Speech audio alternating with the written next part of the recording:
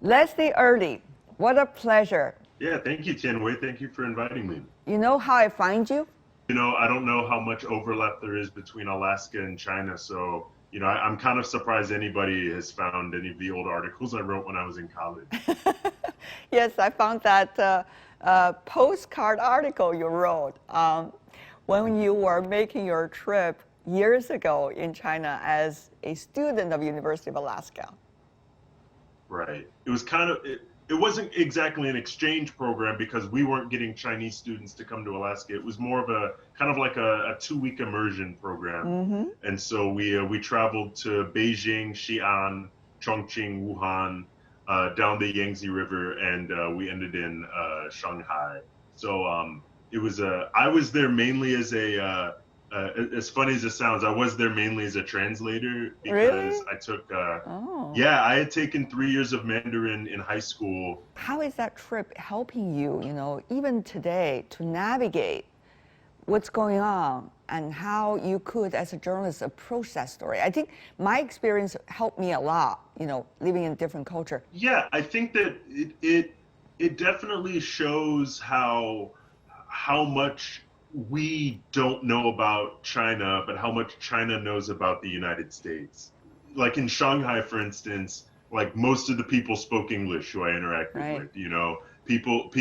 Students at the Wuhan Agricultural University said that their favorite show was Desperate Housewives, which is a TV show from like 15 years ago. They were very on the up and up about American culture. And because I got to see a lot of China, I got to see, to me, there were 3 different like types of cities. There were like the very developed cities. So like China, like Shanghai and Beijing.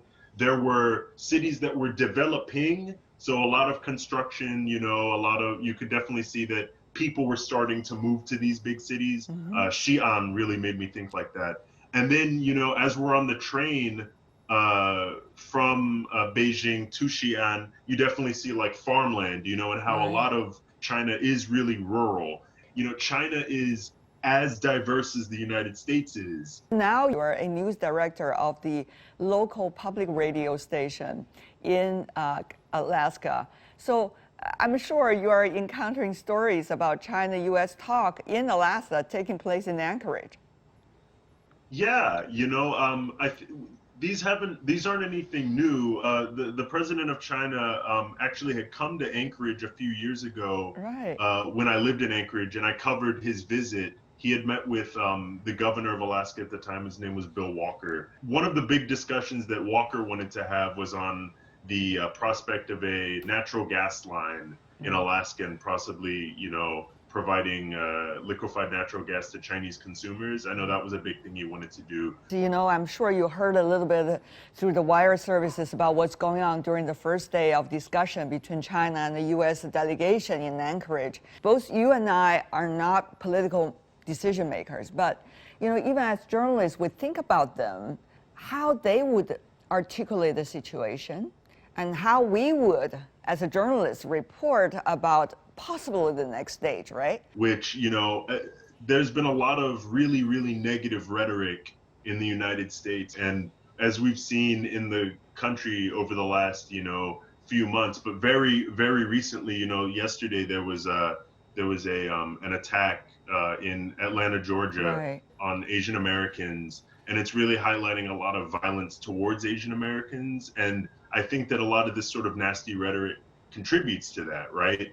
And when we talk about China, it's always in an adversarial way. And part of that is because, the United States and China compete economically. I think that it's about creating a situation where in goodwill, right? Yes. In good faith, where people can negotiate and talk about, who does what in the scheme of like global economics, right? It's not just, what is the United States doing for people who live in America? Because, if you're just thinking about, how is this going to affect American jobs, and you're not thinking about how it's going to affect Americans, who buy things, Americans who want to travel, all sorts of things that China and the United States, sort of all of the places where China and the U.S. overlap, I think that you don't get a lot of nuance. Like you mentioned earlier, as journalists, we're not political move makers, but we have to know what they're doing because we have to tell other people what they're doing. So Exactly. we're very dialed in, and we as Americans aren't always 100%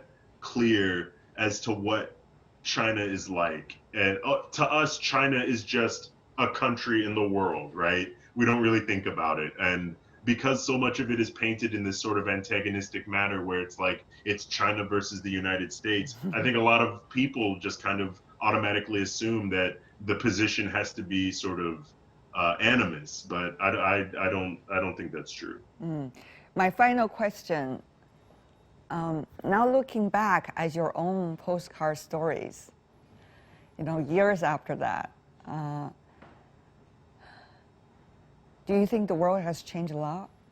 When I went there, I thought, wow, I didn't even think about China as a massive market for Alaska salmon, right? Or I never thought of how important U.S. soy production is for China. We got to visit the United States soy consulate in Shanghai, and we learned about how soy is a major farming product in the United States, and China's buying a lot of it, right? Yes. We don't really hear about that. We don't hear about how China's really boosting the careers of soy farmers, but that's, all we hear is that, China's competing with us, and trips like the one that I took, they help people by showing them just like what is different in the world, that I think, I'm going to remember parts of my trip to China for the rest of my life, and I was only there for a couple of weeks.